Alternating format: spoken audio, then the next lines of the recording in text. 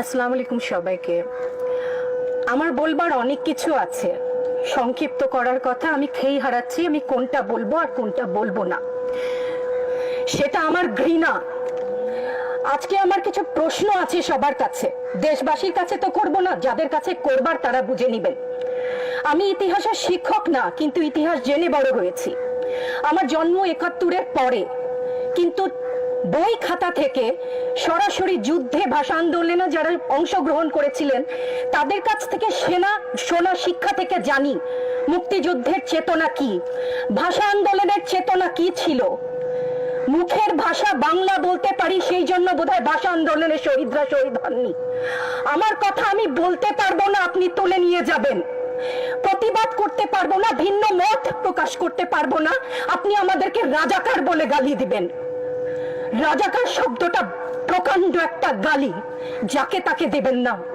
আমি অনুরোধ করছি না, আপনাদেরকে বলে দিচ্ছি। ছাত্রদের কথায় আমি কিছুটা পরে আসছি, সেখানে আমাদের সহকর্মীরা যারা বলেছে সেখানে আমি পূর্ণ একমত। আমাকে একটু বলে দেবেন আপনারা, মুক্তিযুদ্ধের চেতনা কি ছিল দেশের হয়ে। আপনারা বলবেন যে যারা শুধুমাত্র আমার বাবা মুক্তিযোদ্ধা ছিলেন তাই আমার অধিকার প্রাপ্য অনেক কিছু, সেখানে পূর্ণ সহমত।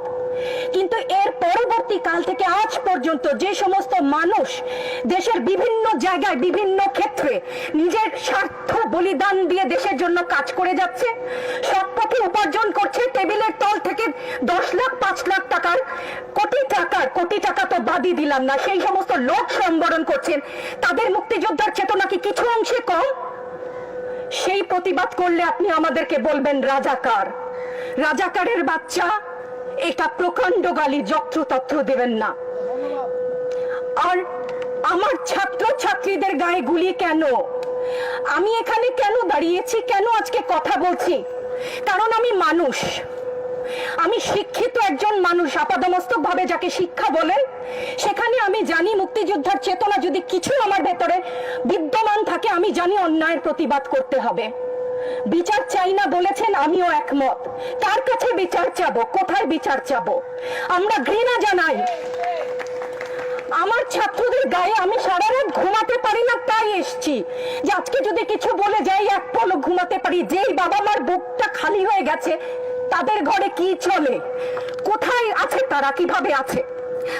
আমার ছাত্রছাত্রী, আমাদের মেয়ে ছাত্রছাত্রীদের উপর যে লাঞ্ছনা হয়েছে, তার বিচার বিধাতা করবেন, তার বিচারের জন্য আমরা নেমেছি।